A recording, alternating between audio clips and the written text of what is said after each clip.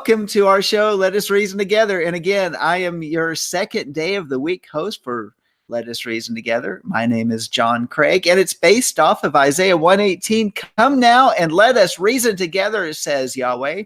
Though your sins are as scarlet, they will be as white as snow. Though they are red like crimson, they will be like wool. This is where we sit down, reason out current events, cultural shifts, and of course, this week's Torah portion.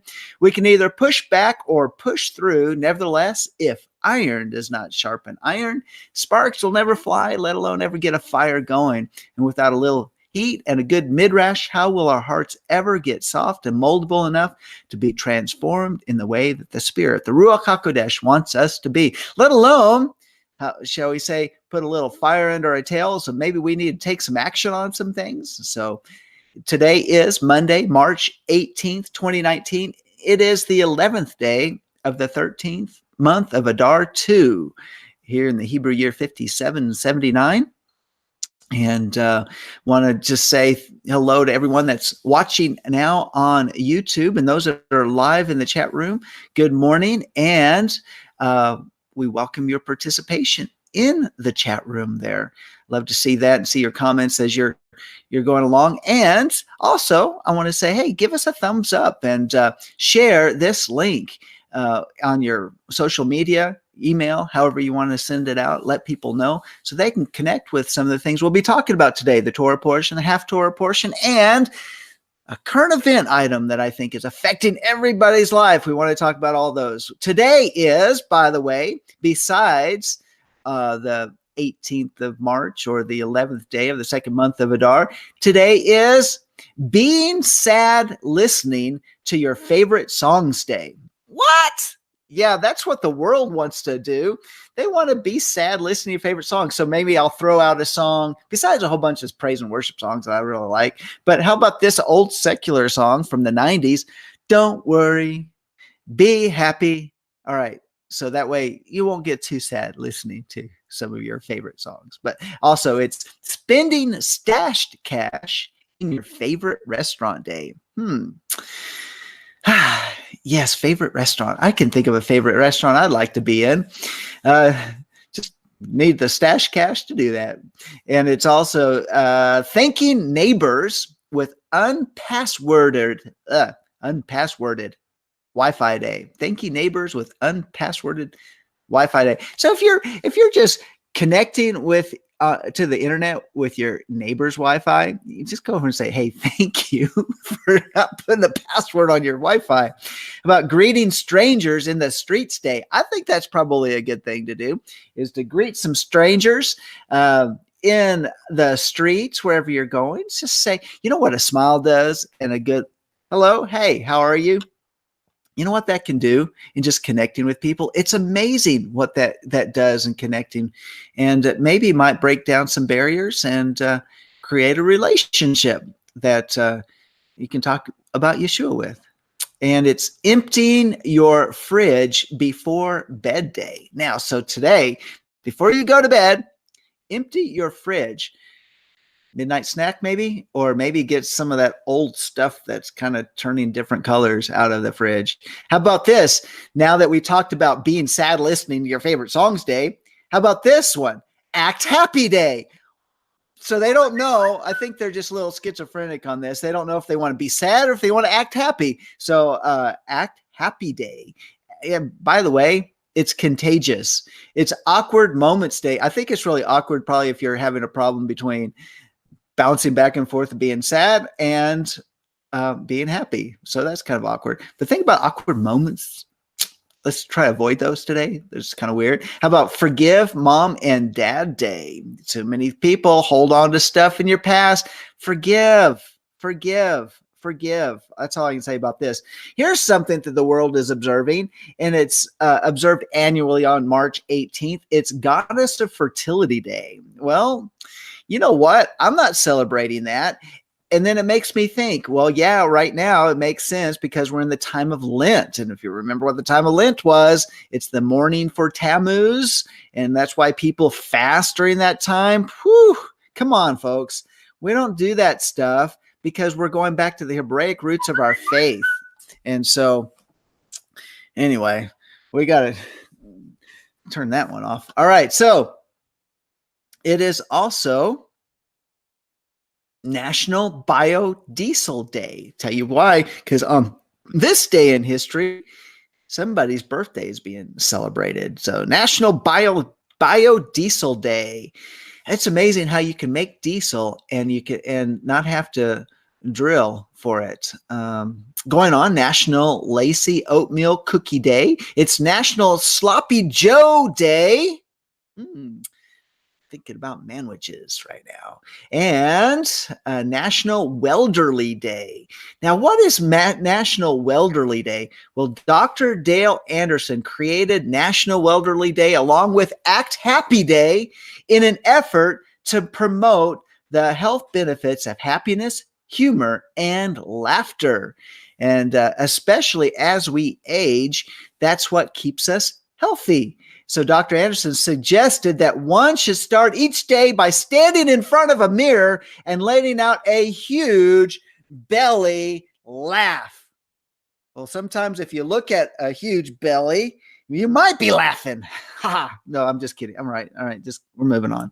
Okay. And it's Supreme Sacrifice Day. Supreme Sacrifice Day is celebrated. Here's some things to be observed this week. Besides a Welderly Day, it's Welderly Week. American Chocolate Week. Hey, that's connected to this day in history. It's Clutter Awareness Week. International Goof Off Week.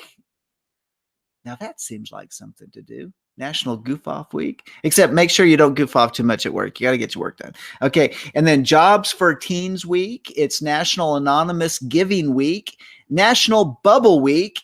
National Clean Out Your Closet Week, and National Introverts Week.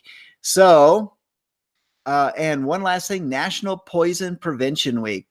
And one other thing for all of those that are in the peanut gallery right now that are watching, it's National Peanut Month. Dun, dun, dun.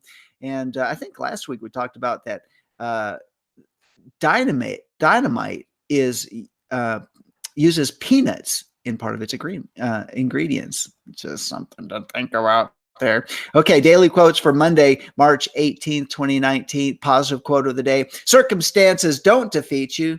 You defeat yourself when you give up. And that's from Jonathan Lockwood Huey. So don't give up. Ever get in the middle of a project and say, I just can't get it done. I'm just not going to do it. And then, no, don't do that. You say, I got to get this thing done. I don't care what I feel. I am going to do this and accomplish this goal. The enemy is such a liar. Funny quote of the day. And this is, New Yorkers love it when you spill your guts out there. Spill your guts at Wimbledon and they make you stop and clean it up. All right. That was from Jimmy Carter. Whatever, Jimmy. Okay. And then love quote of the day. Love begins with a smile, grows with a kiss, and ends up with a teardrop. And that was from Anonymous. Verse of the day taken from the half Torah portion, Jeremiah 7:23. But this is what I commanded them, saying, obey my voice, and I'll be your God. And you will be my people, and you will walk in all the way which I command you, that it may be well with you. Isn't that great from a loving God? He wants everything to be well with us. And so we want to hear his voice, hearken to his voice. Shema, hear, listen, do, obey, command, guard, protect. And then he will be our Elohim, and we will be his people. I love that. Great verse, Jeremiah 7:23. What happened on this day in history? Well, in 1673, Lord Berkeley sells his half of New Jersey. Yep. Lord Berkeley had half of New Jersey. And who did he sell it to? He sold it to the Quakers, and who have quite a place in American history. In fact, it was President Nixon who had a Quaker heritage. Also, in 1881, Barnum and Bailey's first combined greatest show on earth opens in Madison Square Garden. In 1911, North Dakota enacts, this is something that I thought was interesting, being that I work in insurance claims. North Dakota enacts a hail insurance law. So that was kind of interesting. 1911. 1931. For those of you that are shaving with electric shavers, you might be interested in this. Or maybe if you don't shave any longer, but might be interesting. First electric shaver goes on sale in the United States. And who made the first electric shaver? Schick. And then in 1940, Benito Mussolini and Italy joined Hitler in Germany's war against France and Britain. And in 1965, cosmonaut, let's not be dyslexic about that, Alexei Leonov, leaving his spacecraft, the Voskhod 2, for 12 minutes, becomes the first person to walk in space. Guess what? In 1965, I was alive for that one. Yeah, Sandy, don't say it. Don't have to say it. Yeah, you look like you're alive back then. don't let the gray in the beard give it away, or the hairline. Okay, all right, just making a joke. Going on, 1966. Get this, women. In 1966, you could have bought a dress for $1. What type of dress? Well, it was from Scott Paper Company. They began selling paper dresses for $1 in 1966. Can you imagine? Don't want to get out in the rain in a paper dress. And then in 2018, Vladimir Putin is elected to a new 6-year term as Russian president with 76% of the vote. It is his 4th term. You know, his election last year in America really was completely missed in the press. I didn't see much about it. And so birthdays being celebrated today, 1837, Grover Cleveland, the 22nd and 24th U.S. president. He was born in Caldwell, New Jersey, and he passed away in 1908. And let's see, in 1858, Rudolph Diesel. Yep, remember about Biodiesel Day? Well, Rudolph Diesel, he was the inventor of the diesel engine. And he was born in Paris, France. French-born German engineer, invented the diesel, born in Paris, France. Huh, interesting. So he was a German, born in Paris. But nevertheless, that's why we're probably thinking about Biodiesel Day. And in 1869, Neville Chamberlain, British Prime Minister. He was born in Birmingham, England. And remember him? He was the one that was trying to make all those deals with Nazi Germany, which just allowed Nazi Germany to continue to increase in power and ultimately go to war against England. So, and he passed away. He did pass away, but he was Prime Minister from 1937 to 1940. So joining me here shortly will be my wife, Sandi Craig, and also joining with me shortly will be Mr. James Myers. So I'm excited about that.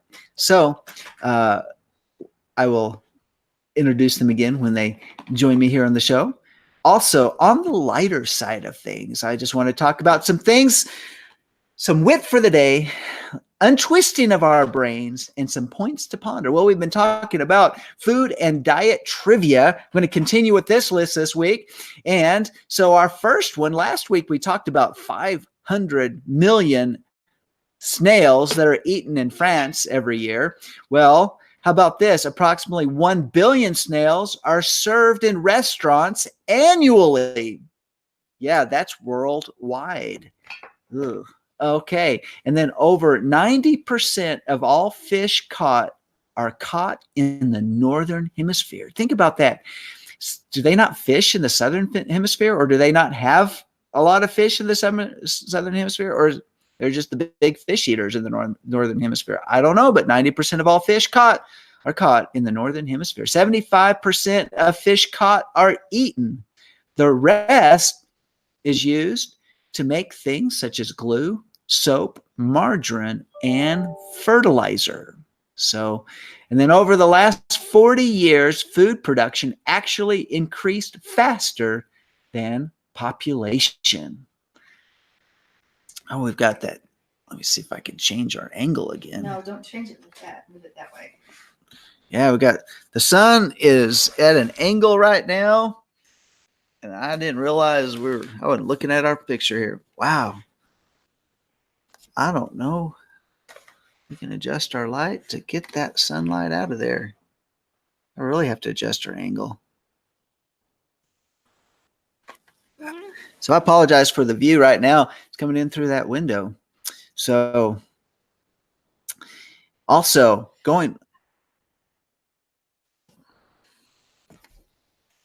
I'm having a conversation with Sandy, who's about ready to join me here in our. Okay, so we're making adjustments here at our angles so I can get my wife to join me here on the couch. And there she is. Good morning, Miss Sandi Craig. That's just weird that the sunlight makes the screen blue. I know, it is kind of weird. Maybe that's a little bit better. All right. So how are you? Are you alive? Well, good. I'm glad kicking? I looked at the picture. Yeah. Are you staying away from the snails today? Yeah.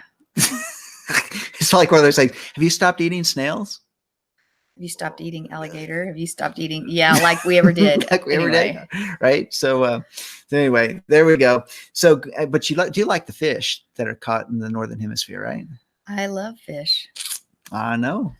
To eat them anyway. You do. All right. So over the last 40 years, get this, over the last 40 years, think of 40 years, food production annually increased faster than the population. Think about that. So if it's increasing like that, what is the solution to world hunger? Maybe it has to do with distribution. Maybe so. How about the average person eats almost, anybody want to guess? How much food in a year does the average person eat? How about this? 1,500 pounds in a year. And of all you carrot lovers out there, carrots have 0 fat content.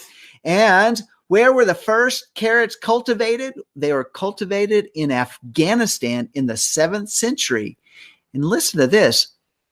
They started with yellow flesh and a purple exterior. Isn't that something? Makes you kind of wonder about why are they orange now? And the last thing I want to say is, how about chocolate? Anybody like chocolate? Well, did you know that chocolate is the #1 foodstuff flavor in the world, beating both vanilla and banana? So there we go. That's what we've got right now. And so we are about ready to jump into our next category, which has to do with, that helped a little with bit. the Torah portion. Are you ready to bring the Torah portion? No. I guess I will be. Did that help a little bit? It helped a little. Yeah, it actually helped a lot. Oh. So you did. Sorry, good. I had to go cover up windows. Yeah. And that nice. We got to remember that while the sun is in that position at this right now. During this time. That's right. We need to do. It'll shift. Okay. If I'm going to do the Torah portion, you need to move your hand. Why don't we do the news? Oh, because you want James here for the news. Yeah, I want James here for the news. I'm serious. You'll need to move that. Okay. Thank you very much. Okay. So for the Torah portion today, I wasn't prepared yet, but in season and out, right? That's right.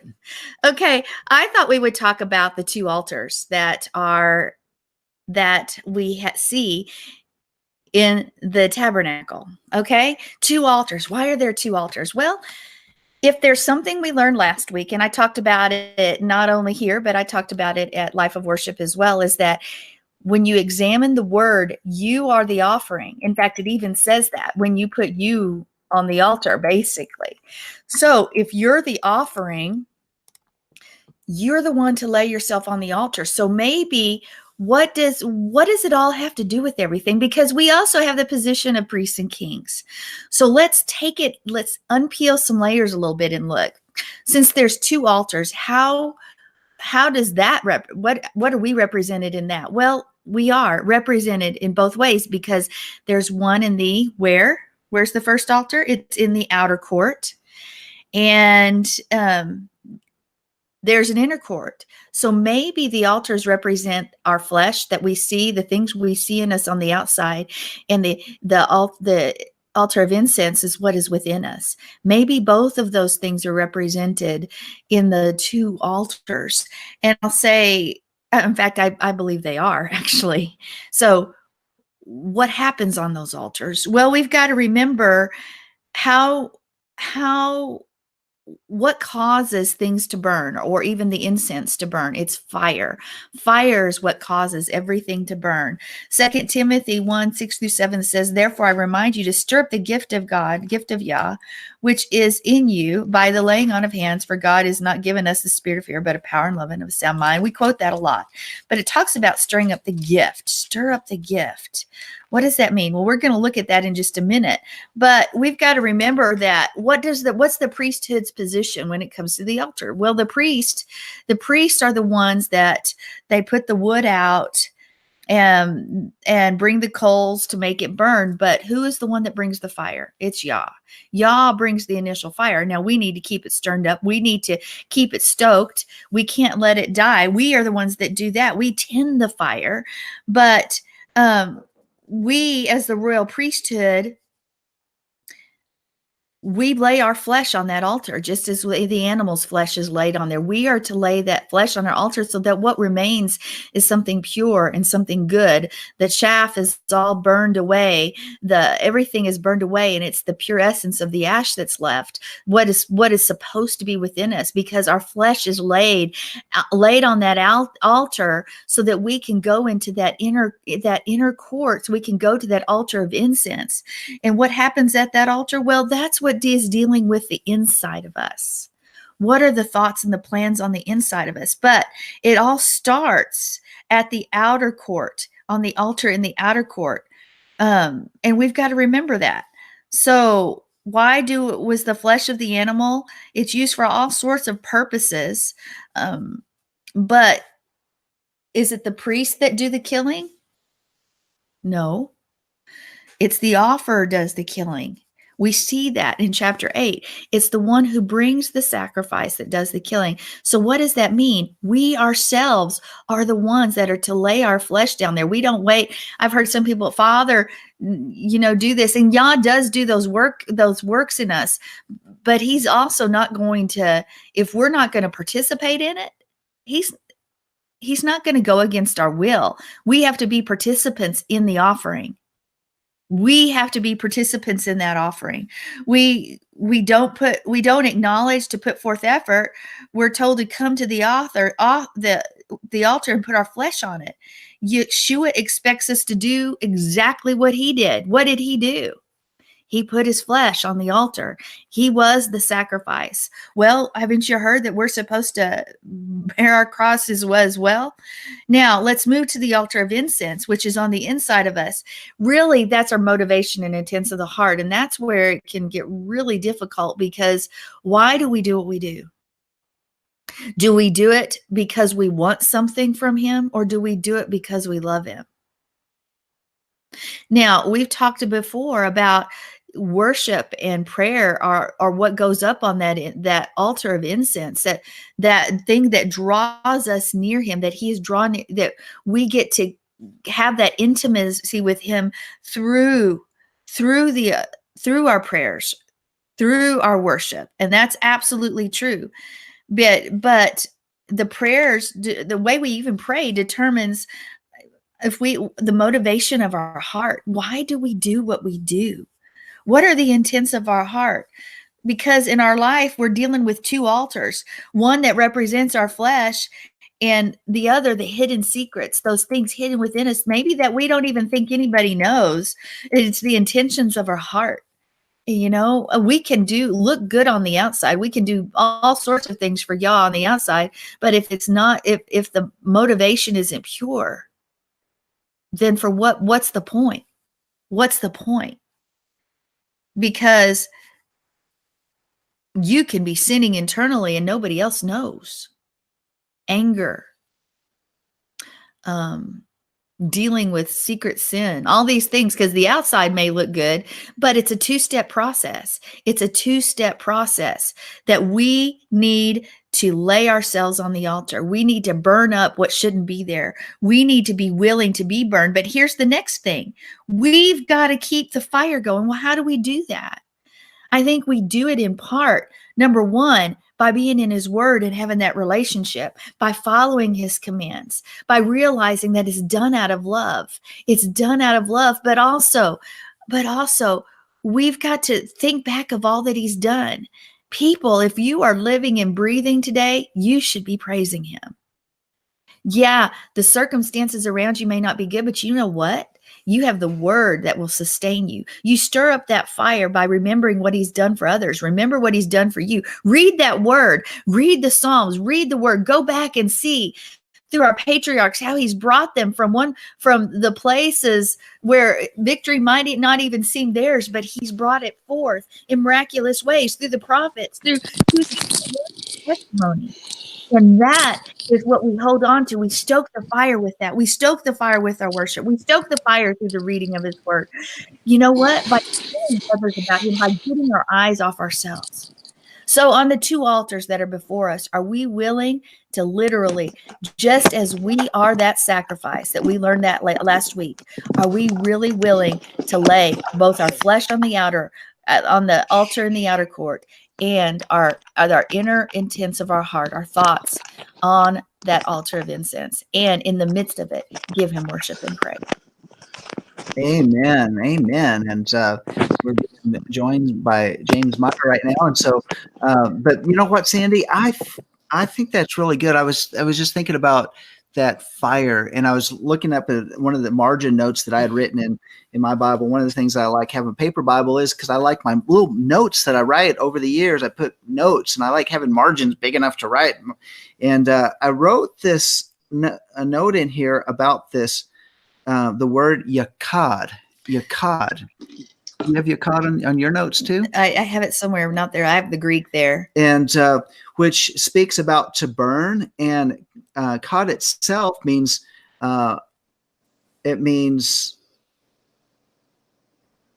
the head, or on top, burn the head. It means burn the head, or on top of the head. I can't read my writing there, but I think we've talked about that before. Yeah. So when you put yakad together, yakad, it means heat that comes from the top of the head.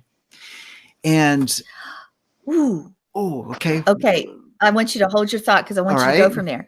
You've heard me teach, and others teach many times, that the head is what's supposed to lead us, which is drawn from the spirit, and the heel represents the nephesh. The flesh is what leads us. So burning that fire from the top of the head, the spirit, the ruach, being led by the spirit. Anyway, okay. Now that's good though. But it's really true, because when we think about how you were talking about the fire, who starts the fire?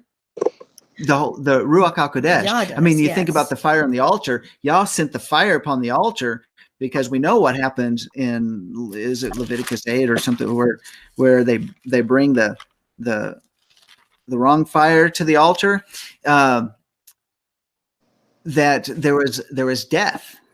But it's the spirit of Yah that brings that fire upon us. It's the spirit of Yah that pours out upon us. And then I really like that then it's our responsibility to make sure the fire never goes out. It's our responsibility to keep it going. Well, and that goes back to that 1 Timothy 1:6-7, because if you look there where it says to stir up the fire, the word here is to stir up is anozapurio, which means to kindle anew, rekindle, resuscitate in the context of a fire.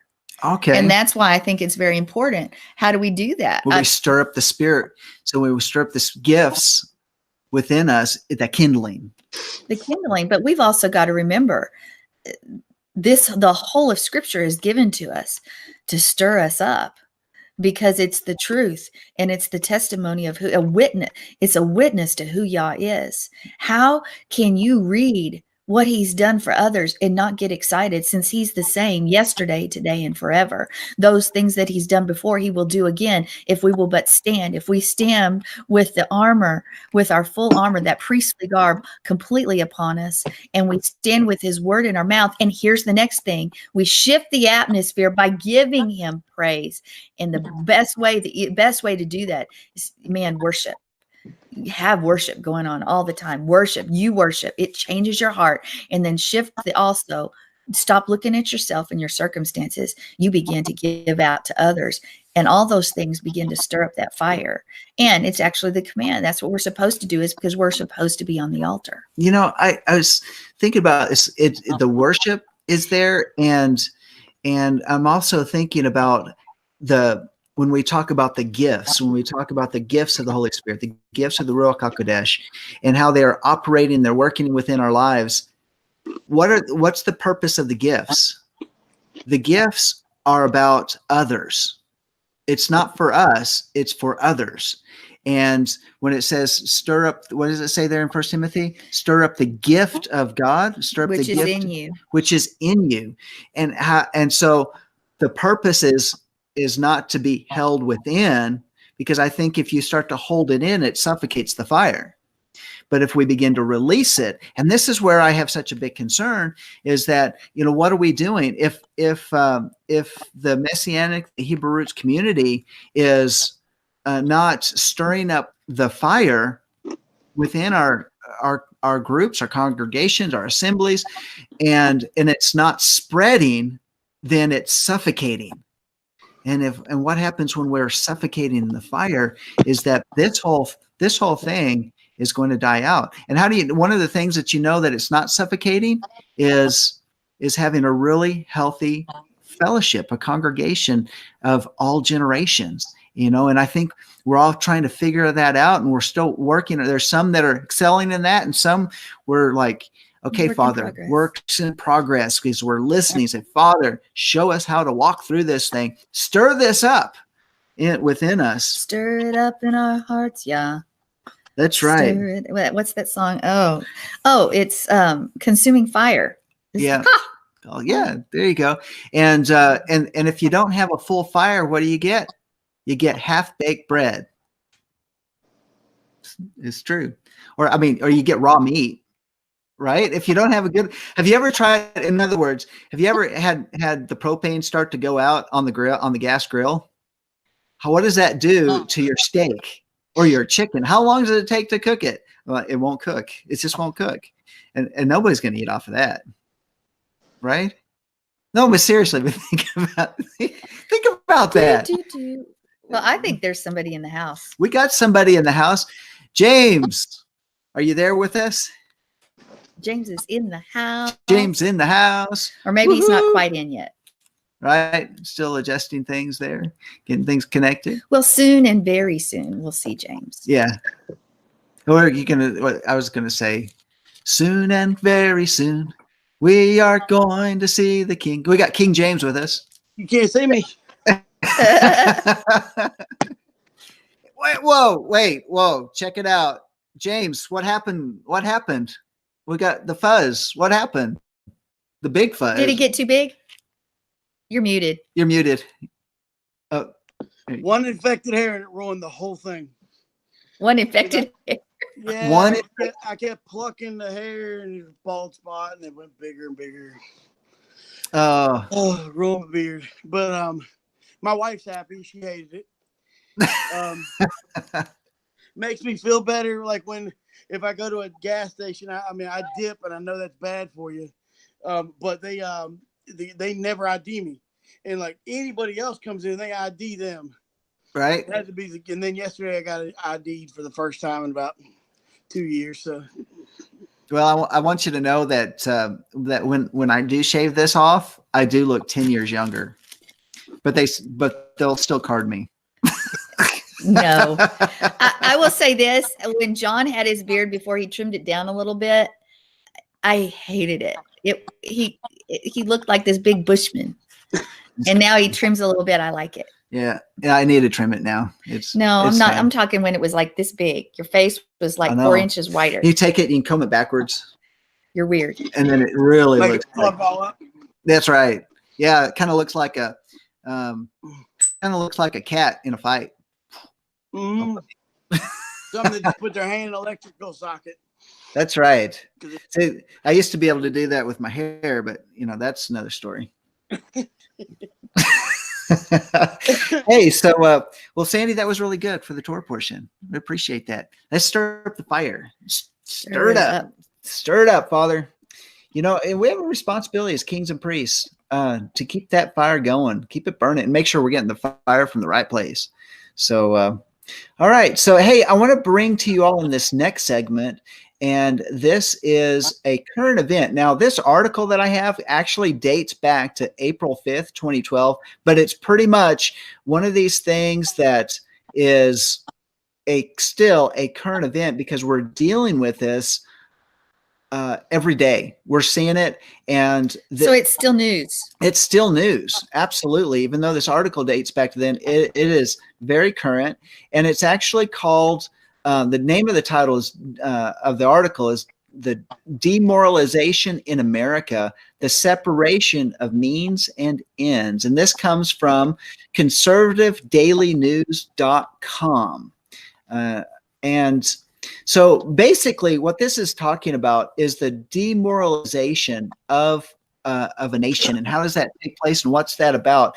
Now, I on a Shabbat service a few weeks back, I was talking about Mr. I think his name is Bezanov, who actually broke it down about what demoralization is. Now, first off, we first think about demoralization as, well, kind of like the morals of our culture just, taking a nosedive. And, we're seeing all sorts of stuff in terms of what's being promoted in our culture, what's being promoted in Hollywood and Nashville, and, from the music scene, from the movie scene, from even from Congress and what's being passed, bill signed into signed by past presidents that lead to these things. And when we as believers are actually looking at things that are taking place, a lot of times they can affect our attitude, and it can be very disconcerting. But why is this taking place? Why is this happening? And what is the purpose behind it? Well, the whole there's some things that we see. Let's talk about the whole thing about where we had actually healed from the racial tensions from the 50s and the 60s, and in the 70s and the 80s, we had a healing process take place. I've talked about some of the concepts there, and how the return to racial problems within our nation are being promoted once again within the mainstream media, among people that have voices, that have been given platforms to speak about it, those that are celebrities and Congress people, and constantly a barrage about how racist and how divided of a nation we are, and how all these problems are, when in reality, when people are living together, people are walking together in our culture, we actually don't we don't actually see a lot, not like what they're talking about. But a lot of the times with the promotion of racism, it is by the mere fact that they continue to put it in our face, and we emphasize even things that are not even true as if they were true. In fact, there was one show that I was watching, they were talking about how white supremacists were having all these rallies and all these different things. And, honestly, they're not in the news. These things aren't taking place, but in the TV show, they sure were. The movies, they sure are. But what is it? It's to give an image, and it leads to a social breakdown where this radical minority promotes these things. They've got the platform, they've got the voice, they have these things, and it's to promote a leftward political agenda. I mean, think about what happened in this week over in this last few days in New Zealand with the slaughtering of these Muslims in the mosque in New Zealand. They don't talk about the slaughtering of Christians that happens every week, where they're raided by Muslim groups and destroying churches and families and killing and blowing up bombs and tearing them apart. But this one made the media. Why? Because it is part of an agenda, a leftward political agenda, where a lot of us say, this is horrible. We're demoralized. We need change. And the change is always taken and pushing the Overton, what they call the Overton window. And if you have a spectrum of left to right, that Overton window is basically where we live. And if the left can pull it more to the left, the right will compromise and go more to the left. And it'll always shift. Whoever has the strongest voice, whoever's the loudest voice, whoever has the bully pulpit, so to speak, will push it in that direction. And that's where the left has been. President Trump has been a destabilizer and has really been an anchor, pushing it too far to the left. But even still, we can see that happen. We can see those things happening on the border with the immigration issues here in this nation, where literally thousands are still coming across the border every day. They're not stopping these migrant caravans that are coming across. Why? And then they're saying that these people are victims. They need our aid, and the whole opening up of a social system, of an infrastructure to support them, which takes away from supporting our veterans and those that are in need and those that are poor within our own actually American citizens that need help, because it's all being shifted that direction, because that is all part of a left-leaning dilemma about the demoralization of our nation. Now, we've talked about here on Walking in Spirit and Truth. I'm not here Walking in Spirit, but in Saul Alinsky's, in Let Us Reason Together, we've talked about Saul Alinsky's rules for radicals. We haven't talked about Rebel for radicals, but these are two books that are very much influential in the lives of America's top leadership, like Barack Obama in the last 8 years, Hillary Clinton. We would have had even more of that. We've had a little stay by not having Hillary around, but these are even the guidebooks that they use about the demoralization of our nation. Now, where does it come from? It came from communist Russia, and that they knew how to break down our culture by implementing several different strategies. And I don't have all the strategies in front of me. I don't have them memorized. But one of the big ones was the demoralization. It's the shifting of an education system. It's a shifting of even religion in Christianity, where Christianity has been targeted, and where the whole elements of social justice, where it's the emphasis upon needing to take care of those that are in need, and defending liberty and protecting individual rights. But it's the push of those moral issues to a socialist or leftist leaning result, saying government needs to play a role, and removing the voice of religion. In fact, in many churches that are leaning left, and we see that shift even among the Southern Baptists, among other, not just to single them out, but many of the mainline denominations, where they are receiving money now from George Soros groups that are paying off buildings, paying off ministry debts, that type of thing, as long as they will open up shelters, for example, that encourages even more illegal immigration.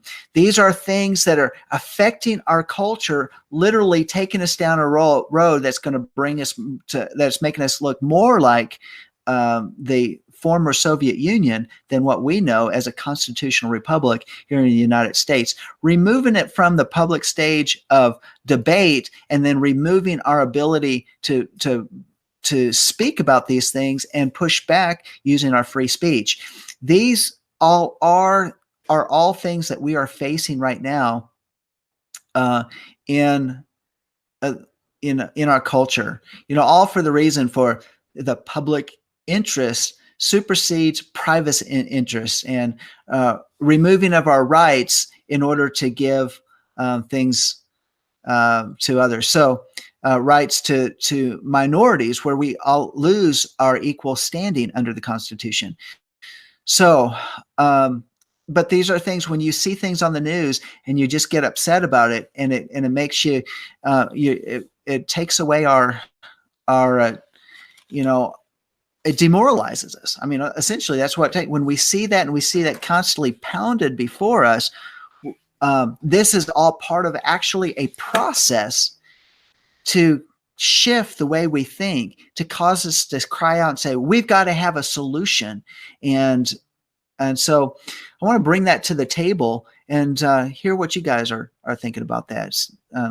Sandy, do you have any thoughts on that? I have no idea what to think, because we've talked about it so much, and that you pretty much said everything, except we've got to continue to do what we do, and we've got to work the system that we have, and we've got to be on our knees. How else do we fight this giant? It's Goliath. Well, we stand and have faith. We go out and we battle and know that the victory is Yah's, and we're simply the vessel. And we dispel the lies with truth. We've got to use our voice. We've got to stop also feeding the mechanism. Folks, turn off the news. Turn off the media. Stop feeding them. Stop giving them your money. Stop feeding the lies. Well, that's part of it. I mean, don't support their sponsors. Don't support. Absolutely. And write them saying, I will not write the sponsor and say, as long as you are supporting this, whatever, I'm not going to support you. Because if there's anything we've learned, when you contact and use your voice, it makes a difference. Yeah. And we, unfortunately, as Yah's people, say, I just don't have, we have many excuses, but the bottom line is you're too lazy and you don't want to do it. So, think about this. So this thing that happened in New Zealand, immediately CNN starts coming out and they start promoting their agenda, which is, well, it's extreme. It's Christian thing. It's extreme rights and it's all that. But if you look at the guy's manifesto, he's very much left. And they also start blaming President Trump. And so if they're going to promote lies like that, this guy had nothing to do. President have nothing to do with it. But when we hear those type of lies, but if we keep watching it, or if we don't write the sponsors and say, this is ridiculous, the stuff that you guys are sponsoring to push this type of garbage, then we're going to continue to get it if those guys don't pull their ads. And I'm talking about, where's the majority of the funding for most news come from? We're looking at pharmaceuticals and car manufacturers. Think about how many ads we see, even if they're local sponsors that pop up on these. Write them. Then take call, some time, say, hey, do it. We're not going to support your dealership and buy our cars from you if you keep putting your news and you don't tell your people your commercials on these news stations. And I think it's really important. And especially if our local news stations are repeating the same things that the national news. Oh, they all are. And we need to. So there's certain things that we can certainly do, but even think about, so I've been writing President Trump at whitehouse.gov, and I ended up getting text messages. You actually have influence now. Yeah. And I actually got a text about when they passed the Senate bill condemning President Trump's, and actually it went to the House and it passed the House and went to the Senate, passed the Senate, saying that this national security issue is not a national security issue. And President Trump says, well, he sent me a text. Well, he didn't, but it was a mass text, I'm sure. And, how do you vote? Do you want me to veto it or not? And I said, veto. And so we see it was later on that day that President Trump signed the veto. They don't need to be demoralized by all of the publicity this stuff said. He has every legal right to do what he needs to do, because that's certainly a national emergency going on. And yet the news is saying it isn't. But we take action. We can do something about it. James, what are your thoughts about these things? Man, there's a lot to this. This communist takeover has been going on for a long, long time. Whenever back, I think it was 1913, J.P. Morgan bought out all the banks, and that was to start the indoctrination process. Adam Weishaupt, he's the founder of the Bavarian Illuminati. You could actually go to the Library of Congress and find a letter where George Washington was being accused of basically doing stuff in the Freemasons group and his group, and he actually goes and says, look, I haven't been to my Freemason group for over 30 years or something. But he said, John Adams and his crew, they're doing some wild stuff. But so we see this stuff, all this stuff going on. And it was, I mean, literally America was founded on the principle that we didn't want a dictatorship. We came here on, many came here for the principle that they wanted to establish a country that you were free to be a human being with your own rights and to basically, how do I say it? We were called not to be slaves, but we wanted to be free. And what happens is that we continue every time they go and they have a terrorist attack. Every time something goes and we get scared a little bit, we toss them a little bit of our freedom. When we just continue to do that, and we say, okay, we'll give up this freedom for some security. And what happens is eventually you run out of freedom and you're enslaved. Lastly, if you go back and you look, I truly believe like groups like Stalin and Hitler, they were practice runs for what's going to happen in the end.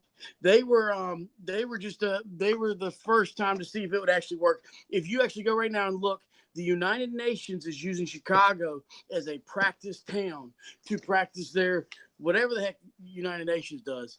But it is actually the United Nations in Chicago, and they are actually using the college actually has classes that they teach for that. So, and it all has to do with this global government where they want us to be one world. Rockefeller, he is not shy about telling you that they are going to have a one world government, a one world system. There's going to be no borders. So we're not going to have to worry about the, what's going on at the border because there won't be any. But it's because we continue to be quiet. We continue to sit back and allow us to say, you know what? It's not happening to me today. I'm going to keep my head in the sand. As you see, I'm kind of passionate about this, but there's been a lot of people who gave up their lives for this country and for the freedoms that we have that sometimes we just take really for granted. Yeah, James, I agree. I agree with you because the whole issue is I think what they're trying to do is to silence our voice. And then of course, if we hold the attitude of escapism, for example, and I've talked about this before, the escapism principle that it's handed down from the rapture mentality. And I know many of us don't believe in a pre-tribulation rapture as talked about in churchianity. Or the rapture. Or the rapture, that type of thing. And we're looking forward to an exodus or a greater exodus and that type of thing. But with a mentality, it says, we're going to be exiting then, and it's supposed to be this way. And if we try to say anything, are we hindering the ushering in of Messiah? And don't we want to usher in the time of Messiah? But that's not our choice, because if we're wrong about the timing of things, then we have a responsibility to our children and our grandchildren. And so I think when we wrap this up and we're looking at how the left is willing to falsely accuse people of racism, they're stirring up race riots where they can bully and silence any ideological opponents. Ultimately, we understand that we are in a war. We're actually in a civil war in this nation. It's not become violent in the streets where we see divided sides as in the first Civil War, but we actually see how this is very, very real, very, very real. And these elements actually hit us close to the heart where we can actually become very passionate about it. I mean, that I'm very passionate about this stuff by bringing it to light, but understanding that we shouldn't fear the fact that Big Brother may come down on us for speaking out, but we need to be able to be a people that will open up our mouths, that will be able to speak, that will contact our congressmen, whether it's state, whether it's federal, whether it's even getting involved in our local school boards and city boards, whatever, to be a voice and not be silenced in order to stop this leftward swing. So anyway, that's all I have to say about that. Some things to be thinking about in regards to this thing called demoralization, and recognize it, and then take action. Do something about it. And so there we go. All right. So now it's time for the Haftorah. We're ready for our next segment. So James, you've got the Haftorah for us today. And what have you got for us? We'll just talk for a second. Just talk for a second. Well, not about the news article because you get carried away, and we'll end up by the whole mother. What? Yeah. Real quick, I know it's Matthew 9. What was it? I'm trying to find the. I know what I was. Well, we had on the list that I sent, and there's so many different versions in the Brit Hot Show. We had Matthew 17, 9 through 13. That's what it was. Matthew 17, 9 through 13. Got it. All right. So Matthew 17, 9 through 13. Here we go. All right. So it says, and they came down from the mountain. Yeshua charged them, saying, tell the vision to no man until the Son of Man has been risen again from the dead. And his disciples asked him, saying, why then, why then do the scribes say that Elijah must come? And Yeshua answered and said unto them, Elijah truly shall first come and restore all things. But I say unto you that Elijah is come already, and they knew him not, but have done unto them whatsoever they listed. Likewise shall also the Son of Man suffer of them. Then the disciples understood what they spoke unto them, and basically John of John the Baptist. And you said it was through what now? That was it, through 13. Okay, cool. Yeah. So we see this,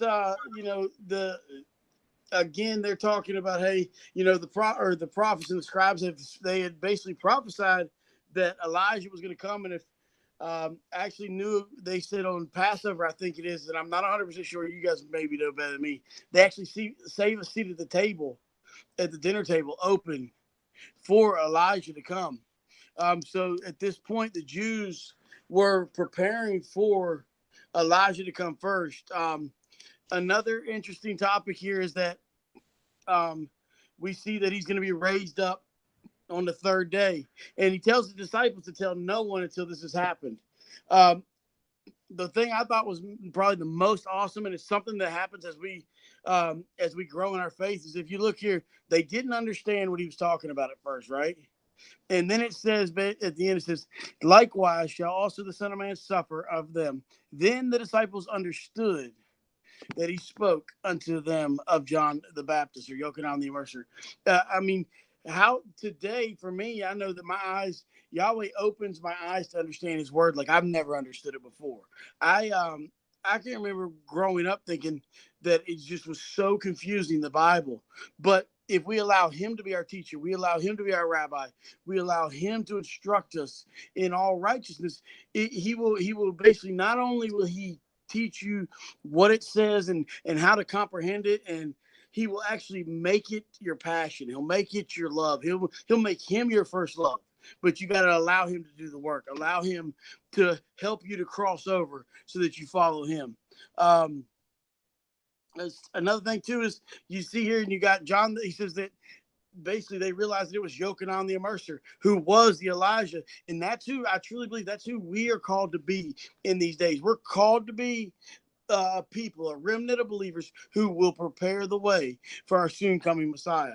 And what that means is that we're not afraid to point out sin, because if we remember, Yochanan was actually had his head cut off because he pointed out sin of Herod cheating on his wife. It was Herod, Pilate cheating on his wife, I think it was. One of them. It was Herod. Yeah, it was Herod. Okay. Yeah. But so we have to be willing to point out the sin, be set apart from the sin, be set apart from the world. But we are called to prepare the way for our Messiah. That's really true. That's really good. I think about, that whole concept.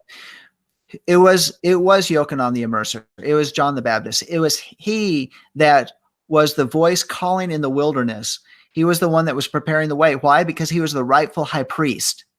And so therefore, since it was such a political thing, and all the priesthood was elected in the temple at the time, he was the one calling the wilderness, calling people to the kingdom. And and into the kingdom. And it was that preparation that we see. But we see over in Malachi chapter 4, we also know that it's in verse 4, remember the law of Moses, or the Torah of Moses, my servant, even the statutes and ordinances which I commanded him in Horeb for all Israel. Behold, I'm going to send you, Elijah the prophet, before the coming of the great and terrible day of Yahweh, and he will restore, there's that restoration, the hearts of the fathers to their children, the hearts of the children to their fathers, lest I come and smite the land with a curse. And there we see part of what they're talking about is they're looking for that restoration. And what are we looking for right now? Are we not looking for the restoration of all things, to see the fulfillment of that promise? But see, even as Yochanan, the immerser, even as he was sent as a forerunner before Yeshua, isn't that same spirit going on today? Isn't that the same spirit of restoration, that same voice that's calling out in the wilderness? I mean, where are the 12 tribes of Israel scattered right now? They're scattered to the four corners of the earth, which is the wilderness. We're scattered everywhere, and we're looking for that great and terrible day of the Lord, is what my version says here. But that awesome day, that day when Yah returns, yeah, there's going to be a shakeup. Yeah, there's going to be things that are taking place, but it comes, but the voice comes first. The voice of Yochanan the immerser. I think every one of us that's in Hebrew roots, Messianic, in this realm of this community is calling forth the same message of Elijah. Restore all things, restore the Torah, restore in fact, as it says, remember the Torah of Moses, my servant, even the statutes and ordinances, which I commanded him in Horeb. What are those things? It's the Torah. It's the first 5 books of the Bible where everything else is founded upon. Everything is hinged upon, and everything. And it's that very message that is that the very Besserah, the good news of what was given to Abraham, that would ultimately be fulfilled in Yeshua. That is the message that we're bringing here. It is that restoration. Sandy. Well, I'm referring back to what James was saying. He started off with talking about the cup of Passover and Elijah. And we know that after, when Yeshua was here walking the earth, he had that discussion with his disciples about Elijah. And he said, he made it really clear that Elijah had already come. And we've got to remember that he came in spirit and power through Yochanan, through John the Baptist, through Yochanan the immerser, because he was filled with that spirit and power that Elijah walked in. The same Ruach in him was in Elijah, right? And vice versa. But Yeshua also referred, he was talking about the future coming. And we see that in Matthew 17, 9 through 13. As they were coming down from the mountain, Yeshua commanded them, tell them the vision. And it goes on to say, the disciples understood that he had spoken to them about John the Baptist, but he's also speaking about something that's going to happen. And then we think of the tradition of the 5th cup at Passover, that 5th cup, that's really the expectation of Messiah coming. And then this goes to what you're saying, because we are living in that day and that hour. There will be signs in the sun and moon and stars, and the earth dismay among nations, and perplexity at the roaring of the sea and the waves, men fainting from fear and the expectation of the things which are coming in the world. For the powers of the heavens will be shaken. Then they will see the Son of Man coming in the cloud with power and great glory. But when these things begin to take place, straighten up and lift up your heads, because your redemption draws nigh. This is the day and the hour, folks. We're seeing these things begin to happen. We're seeing society completely run amok, but it's all looking towards our Messiah coming in power and glory, coming to gather his people. And yes, Elijah walked in the spirit of power and authority, but that same spirit is in you and I. In this day and this hour, we should see those very things. We should be the ones saying, prepare ye the way. The Son of Man, Yeshua HaMashiach, is coming as a lion. I can hear the rhythm of the Lion of the tribe of Judah who is on his way. Yes. And you think about that same spirit that Elijah had, that same spirit that Yah is releasing in the world today, that which many of us have experienced in terms of a fire and a passion for the Torah and the restoration of those things. And because it's everything about Yeshua, everything about him. But think about the culture that they had going on in the day. I mean, tying this back to our current event piece, the culture of the day. And I'm glad you used this portion, James, because to bring as a talking point, because it does relate to the article that I brought. And that has to do with that. I mean, they had King Herod and their stuff that was going on there, the corruption in the politics, the Romans that were there, the corruptions even within the temple. I mean, Yeshua even was overturning the tables because of the thievery and the sheer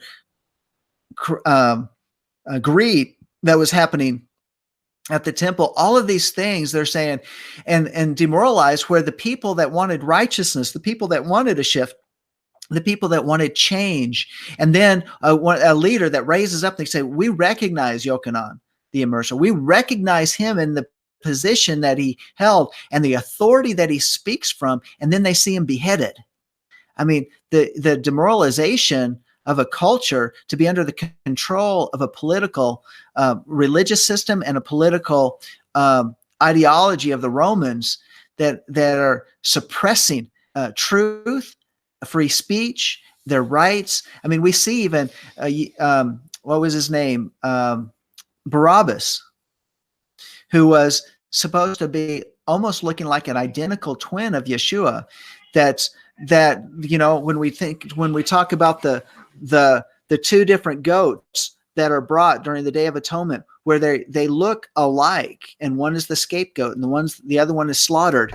When we look at all of those different pieces and how the people were looking to Yeshua and now they were wanting to crucify him, and how demoralizing that would have been, the one that they put their hope in. It scattered the disciples. Only one was left, and that was Yochanan, the disciple who was with Mary, Yeshua's mother, and Mary Magdalene, as they watched Yeshua die on the cross, die on that tree. When they saw that, think about the demoralization. And yet these are all things that, if the pattern continues, we'll see the demoralization, but in fact, it's the fire that we are responsible for, as Sandy was talking about.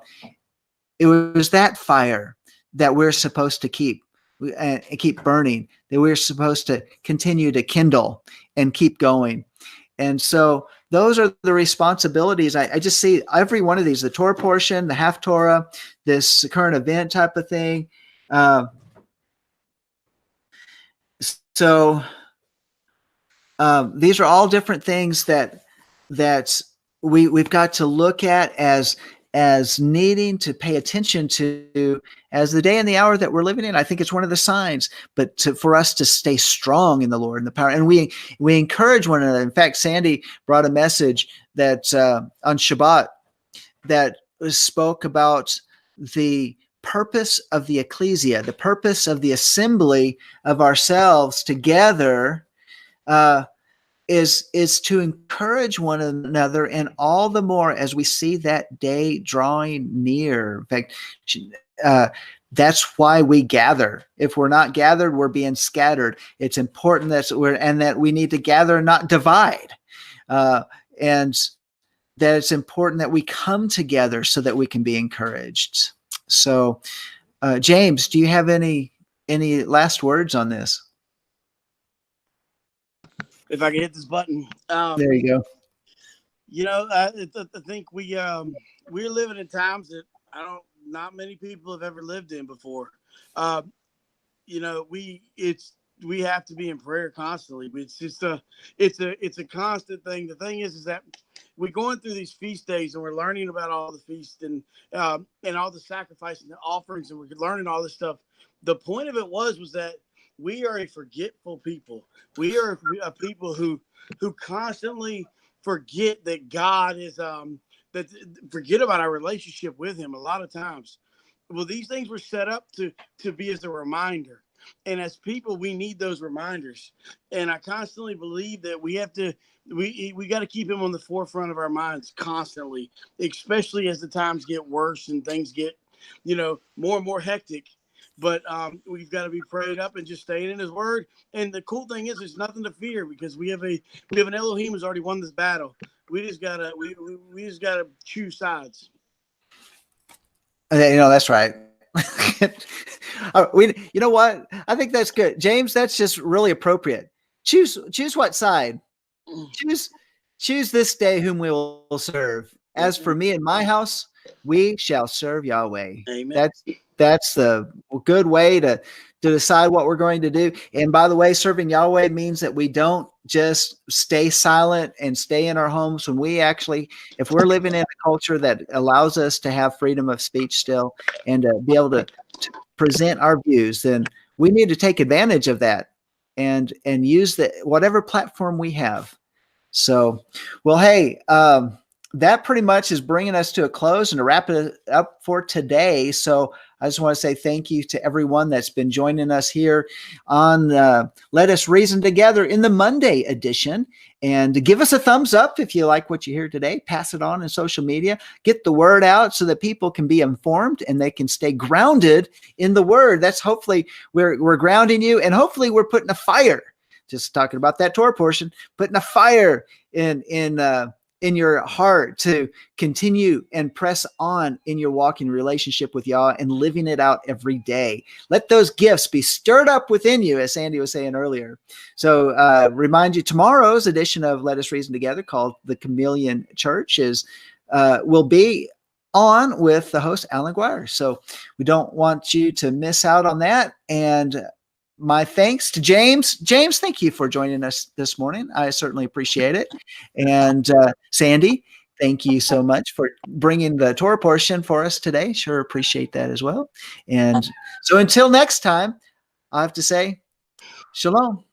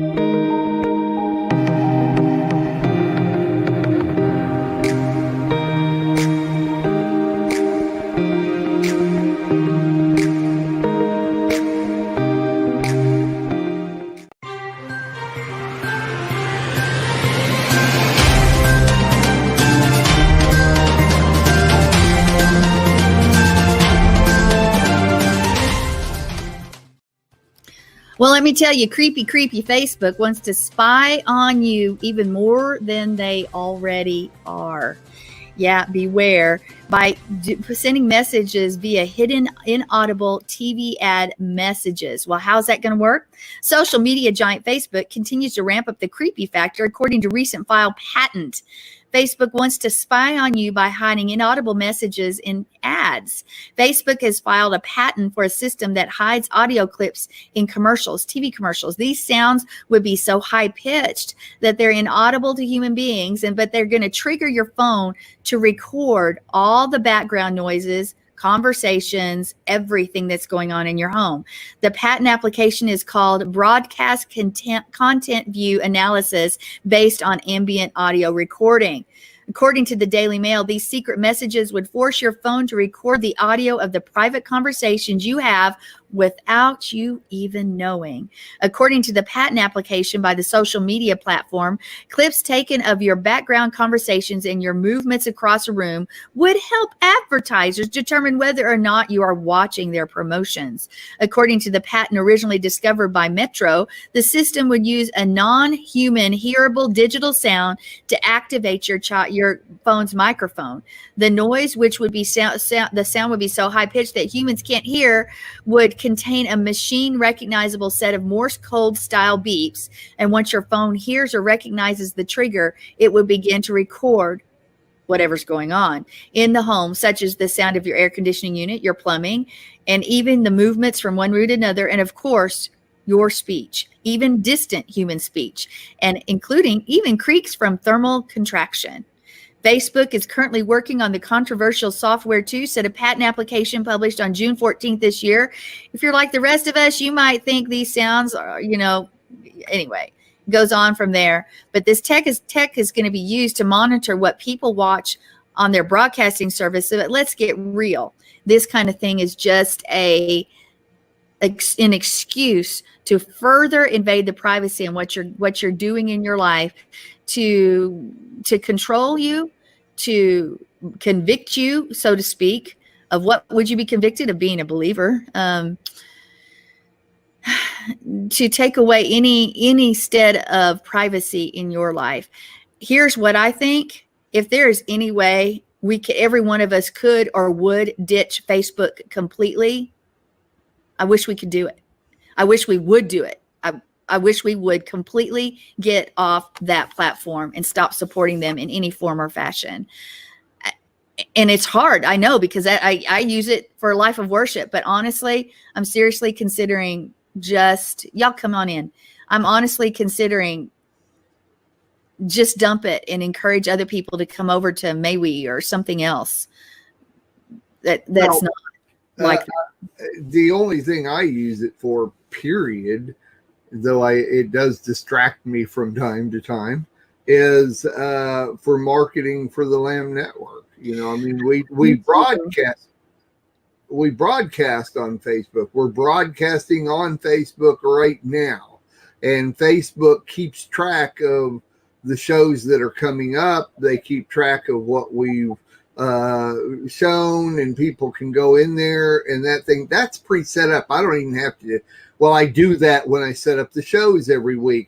But if of course, I do segments, and shameless plug for, I'm not shameless at all. The plug for the website is that I do a lot of show segments and put them out there so people can watch individual or video articles that are put out, and I post them on Facebook, and that allows the Lamb Network. So in that way, that's really all I use Facebook for.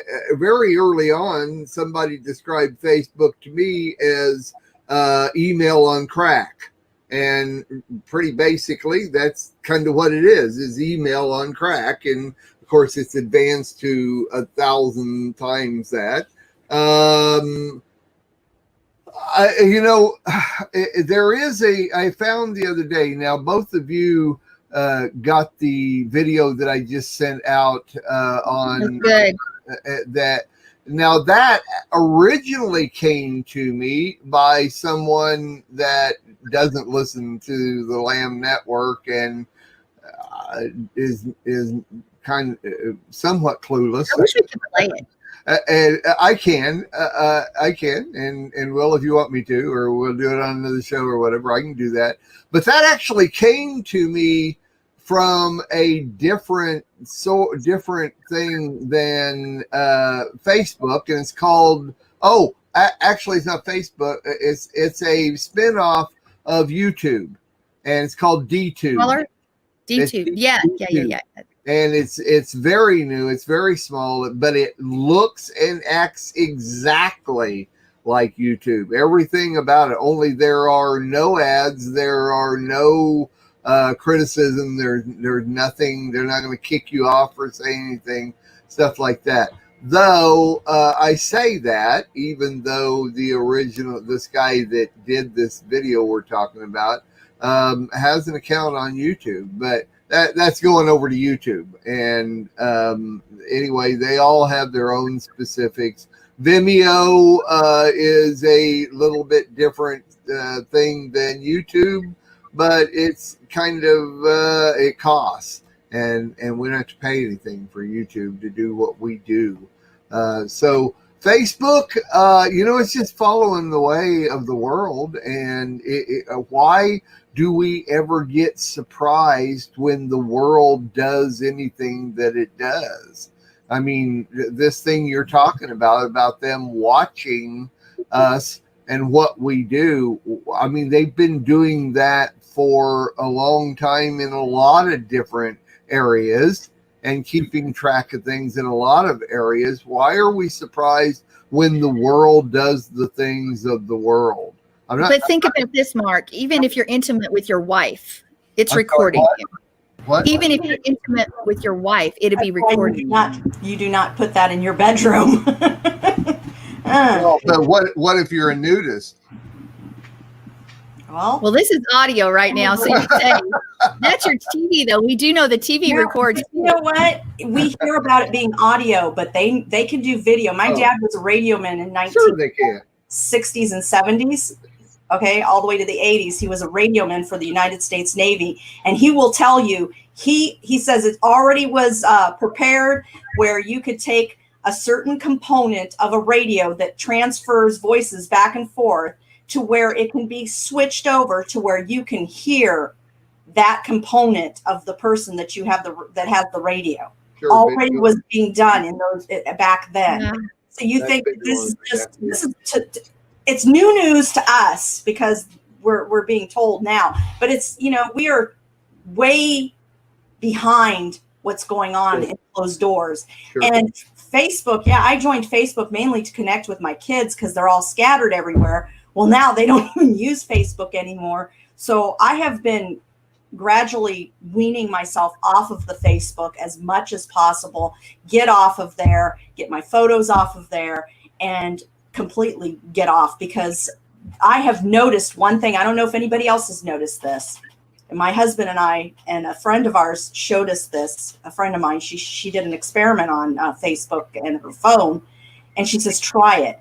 Discuss something you never discussed before with your phones nearby, and watch how the ads on your Facebook all of a sudden start showing you these things.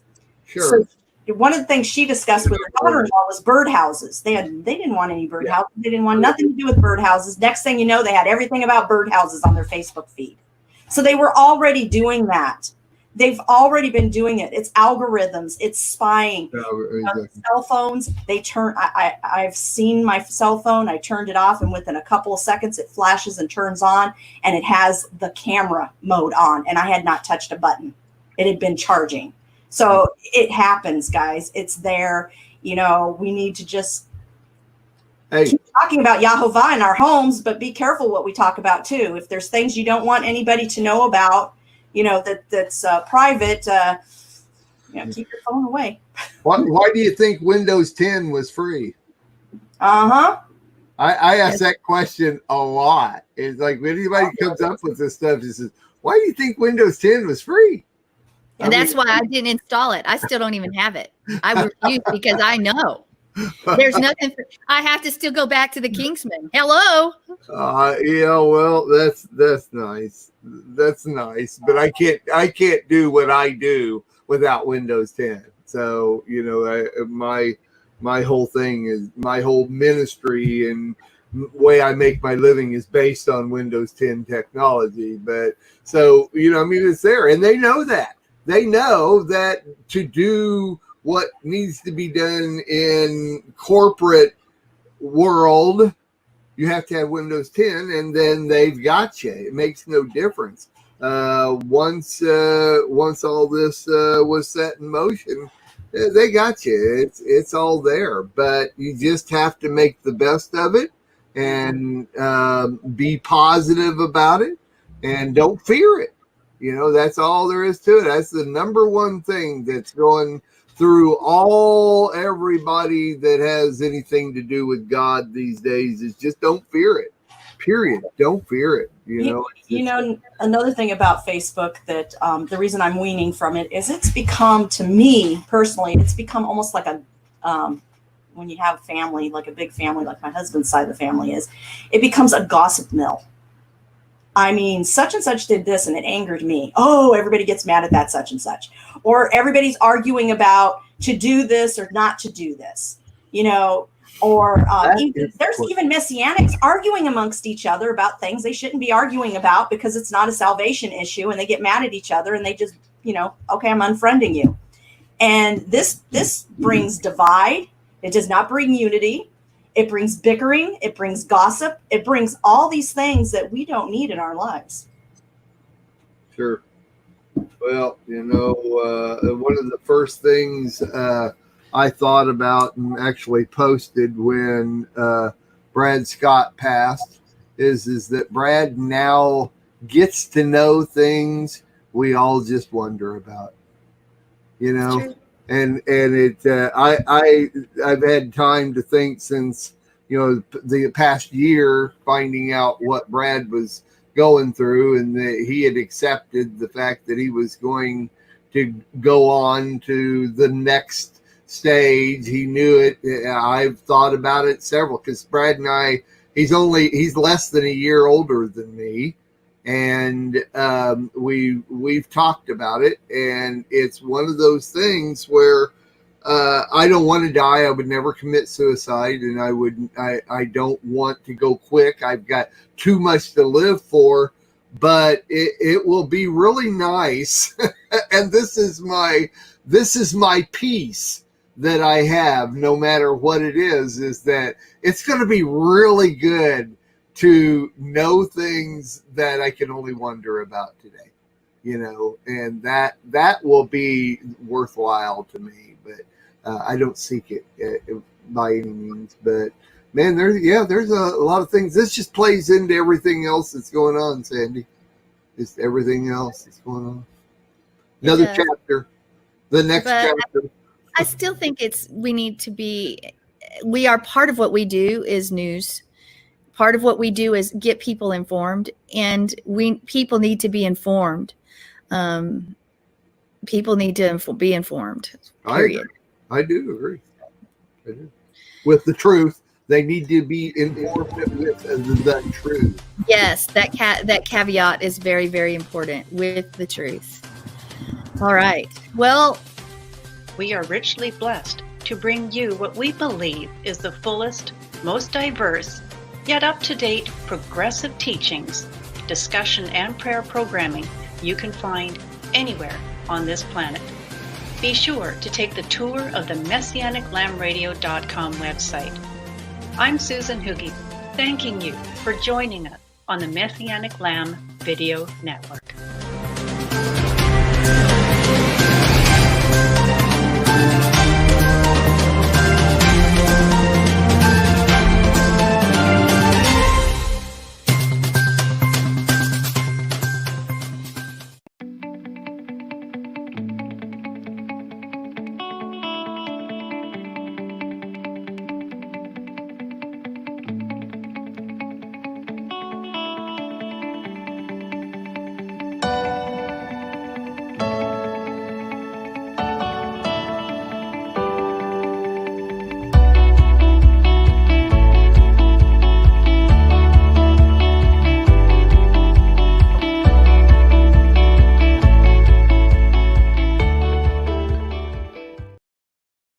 Don't go away. Your show will start after a brief pause.